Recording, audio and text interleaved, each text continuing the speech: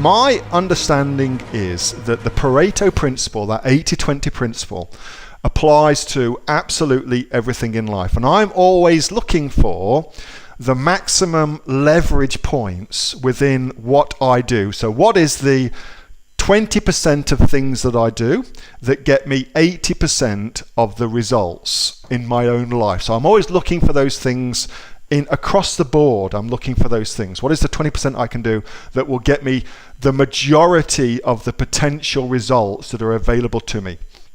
And then I want to focus on those things.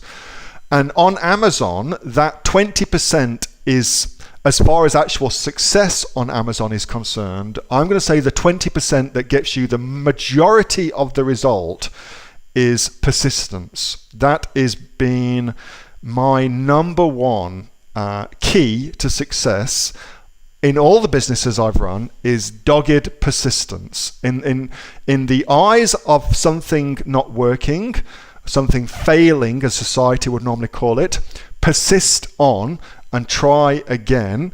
And I have found that that is the strategy for success. What my understanding is that most people are conditioned from a very, very early age that failure, or something not working, should I say, let's just call it what it really is. Something not working is a bad thing, okay? So and as soon as you kind of get into school, that starts immediately. So you're conditioned.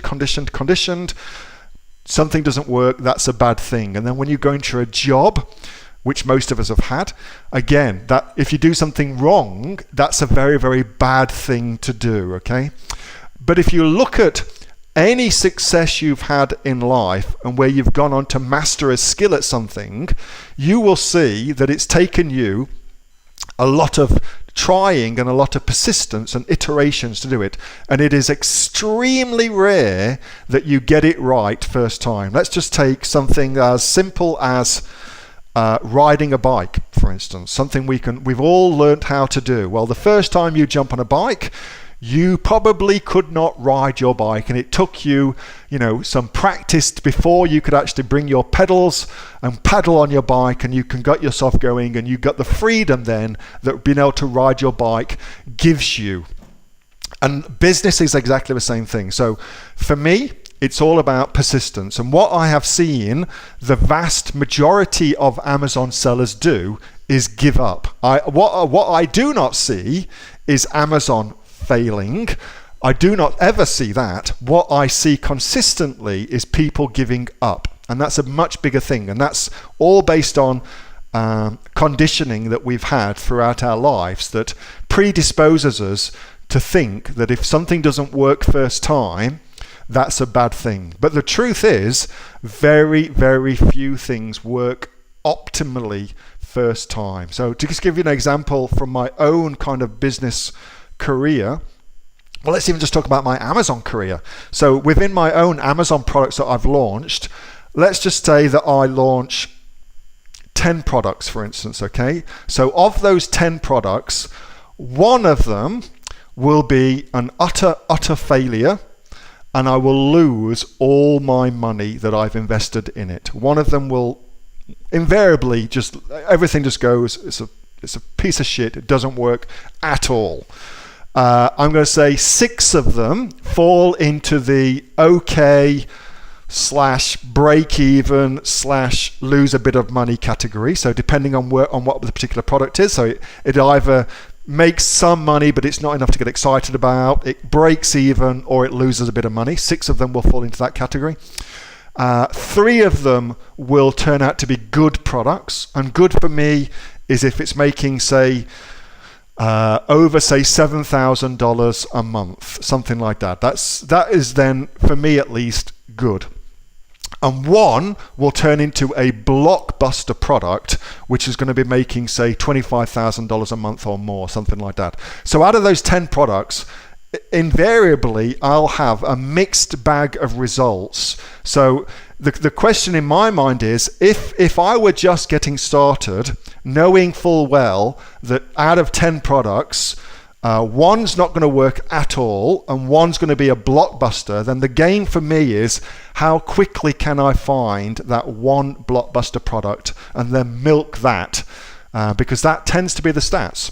So, Jeanette, I know that's a different kind of way to answer your question, but it really, I think, is the most important factor is persistence. And those people that where something doesn't work, and Amazon, something's just definitely not going to work for you, those people that just get back on the bike and try again are the people who will go on to succeed on Amazon. And those people that then say, I fell off the bike once, I'm never getting on the bike again, those are the people who will never ever win on Amazon.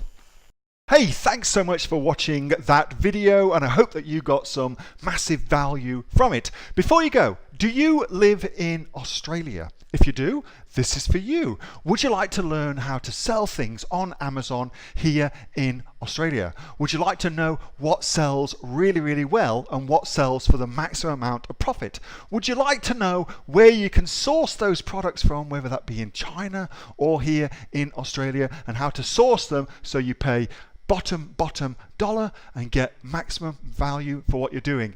If you do, please subscribe to my channel and like this video, and you'll learn that and much more. It's the exact same information that people like Jeff from New South Wales I've used to make $45,000 a month on Amazon, that Sue, who's from the sunny coast, has used to purchase herself a brand spankly BMW every single year as a result of her e-commerce business, and the lovely Kate from Bowral in New South Wales has used to make $32,000 a year on, a month, not a year, a month on Amazon, and indeed Anthony, who makes $15,000 a month on Amazon, selling, as he puts it, odds and sods. If you'd like to learn the exact same information that they use to maximize their profits for their Amazon businesses, subscribe to this video, like my channel, post below if you want me to teach you something. Okay, I'm out of here. Speak to you soon. Bye. Subscribe.